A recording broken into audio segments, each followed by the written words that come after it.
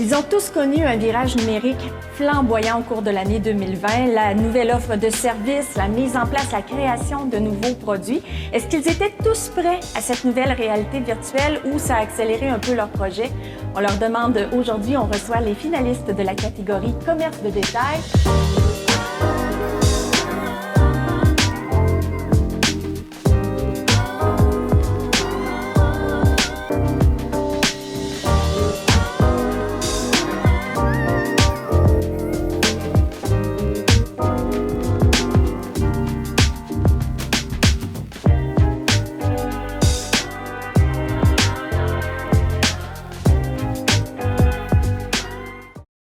Bonjour à vous. Bonjour, Tania. Comment vous l'avez vécu cette année 2020? Ça a été une grosse année. Je pense que personne n'était prêt à ce qui s'est passé le 15 mars dernier. Une première fermeture, il a fallu revoir nos priorités, il a fallu réorganiser nos activités, accélérer le virage numérique qu'on avait déjà entamé de ça depuis plusieurs années.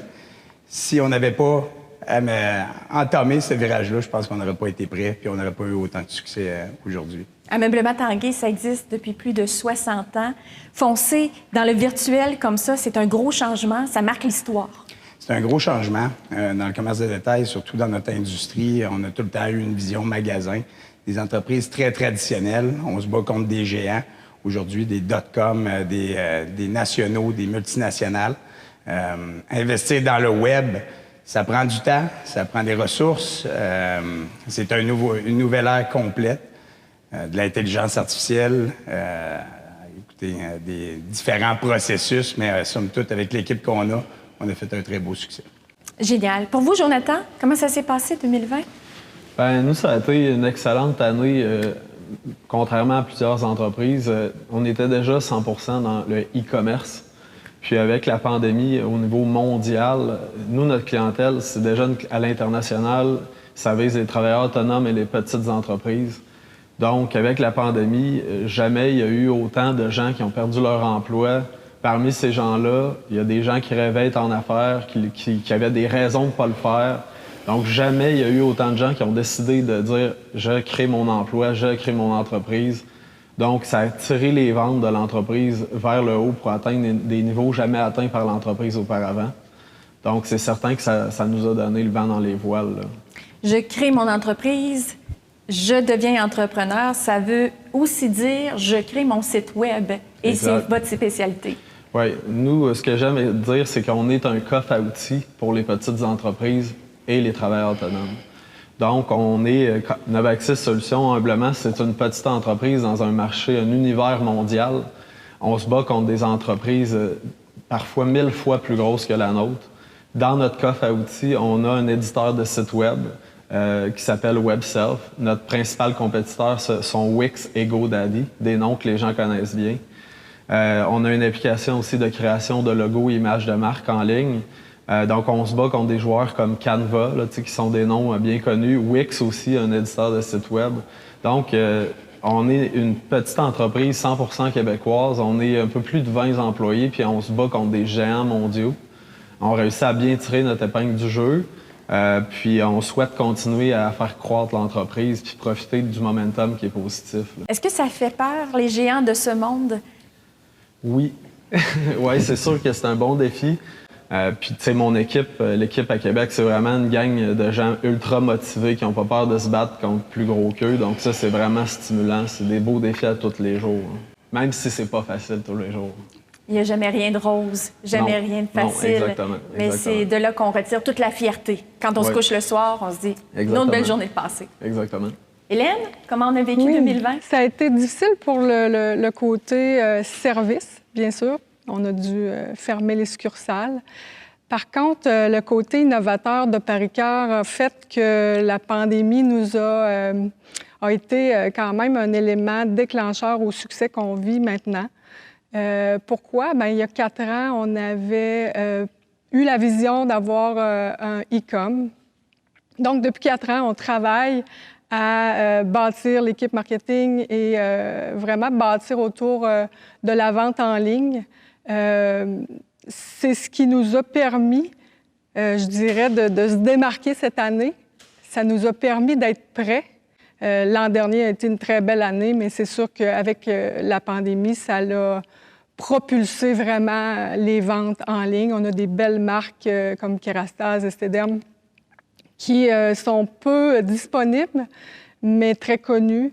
Donc, ça nous a permis de finir l'année dans les top 2 au Canada des détaillants Kerastase et d'être des leaders dans d'autres marques très connues. Donc, des produits exclusifs, oui. Un service à la clientèle à distance, la boutique en ligne que vous disiez que vous aviez déjà mis sur place, mais la pandémie a juste fait accélérer les choses. Vous avez embarqué dans le train, puis vous êtes allé à toute allure. Est-ce qu'on peut dire que ça vous a sauvé en tant que salon de coiffure où il y avait des montagnes russes, on ouvre, on ferme, on ouvre, on ferme? Je te dirais qu'on était plus assis dans le train quand il est parti parce qu'on était vraiment prêts. Oui, ça a été, au niveau des succursales, difficile d'ouvrir, de fermer. Difficile pour le personnel, vraiment. Ça c'est quelque chose qui nous a... qui a été touchant pour nous, là, de voir notre personnel d'être obligé de leur dire bien, on n'a pas le choix, il faut fermer. Mais le côté e-com nous a complètement plus que sauvés, je dirais. Là, c'est vraiment exceptionnel, les actions qu'on a faites, autant en campagne, en investissement. On a mis vraiment toute notre énergie là-dessus. Et puis, ça a été très... ça l'a permis de sauver nos succursales. C'est une évolution. Oui.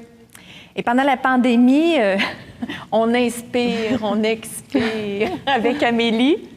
Oui, ça a été quelque chose. C'est sûr que nous, pour vous mettre en contexte, Yoga Fitness, on a 3 succursales. Dans le fond, on a fondé notre premier centre dans le secteur de Sainte-Foy à Québec en 2013. Puis on a vraiment connu, je vous dirais, une augmentation de nos ventes assez fulgurante d'année en année, là, une augmentation au moins de 67 % annuellement depuis notre fondation.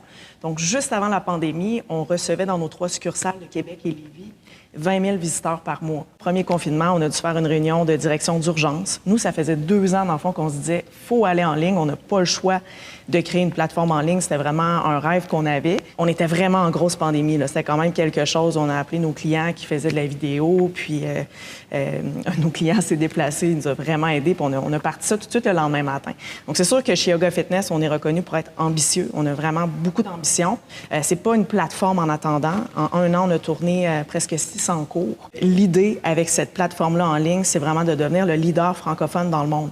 Parce qu'il y a plein de plateformes anglophones, il y en a des très bonnes, mais en français, c'est quand même plus rare. Donc, c'est sûr qu'on va continuer de développer cette plateforme-là au cours des prochaines années, à un point tel qu'on a décidé qu'on transformait un de nos centres aussi en site de tournage permanent. On a engagé un producteur à temps plein. Puis, ça a été vraiment des bonnes actions. Une autre chose qu'on a faite et qu'on n'a pas eu le choix de faire, moi, c'était vraiment important de garder mes emplois. J'ai 50 employés, je voulais vraiment pas les perdre parce que c'est une main-d'œuvre qui est quand même spécialisée. Puis j'ai beaucoup de gens de carrière chez nous.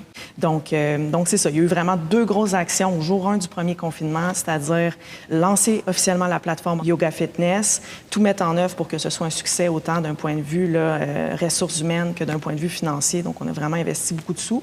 Puis également investir en technologie pour être capable de transmettre en direct toutes nos classes à notre clientèle, ce qui nous a permis de garder les emplois puis de garder la clientèle aussi, même si c'était une période extrêmement difficile. Génial. Amélie vend la santé. Charles, vous vendez des produits essentiels. Est-ce que le confinement a donné le goût, vous pensez, aux gens de revamper leur intérieur? Oui, notre industrie et notre entreprise a été épargnée par la pandémie. Au départ, on ne savait pas comment que ça allait se passer, mais on s'est préparé durant, comme Amélie disait tout à l'heure, au lieu de se croiser les bras et attendre notre réouverture, toute l'équipe de direction, au niveau du directeur de développement, notre équipe informatique, nos équipes d'achat, nos équipes à l'entrepôt, nos livreurs ont continué d'être en opération. Nos livreurs qui hésitaient à rentrer dans les maisons au début ont continué de nous supporter, ils sont restés sur la route et à desservir notre clientèle. Vraiment, ça a été un gros défi pour notre organisation. 2020 a été une grosse année. Une grosse année. 2021 a été marqué également par le départ d'un grand chez vous, M. Maurice Tanguay. Oui, tout à fait. Mon grand-père allait très bien. Somme toute, il prenait de l'âge. Et le 25 février passé, nous a quittés. juste avant la vente du million. Après son départ, je ne me voyais pas la faire cette année, malgré tous les embûches, des fermetures complètes de magasins en début d'année, des fermetures partielles après au mois de mars et avril. Puis de pouvoir avoir fini la vente du million la semaine passée, ça a été lui faire un beau petit clin d'œil pour lui dire merci. Marquant sur plein de points, quand on y pense. Oui. Bien impliqué aussi dans la communauté, Ameublement Tanguay, la famille. Mon grand-père fondait Ameublement Tanguay en 1961, une entreprise basée sur le service, sur l'implication sociale. Avec la fondation, on a pris aussi un virage numérique d'ailleurs cette année, la vente de billets de la maison Tanguay, qu'on a pu heureusement pouvoir vendre en ligne, nous a donné un gros coup de main. À chaque année, on redonne plus de 3 millions de dollars dans toutes les communautés de l'Est du Québec. Et cette année va être encore une année record avec la transformation numérique de la Fondation. Ça va nous permettre d'aider des centaines de familles de plus cette année. Bravo. Vous êtes les finalistes 2020, une année marquante de la catégorie commerce de détail. On peut juste vous souhaiter bon succès et que l'avenir soit légèrement plus doux pour vous, mais on sent le positivisme, on sent également la vision. Alors, bon succès à vous. Merci. Et merci d'avoir été là. Merci Merci Taina. beaucoup.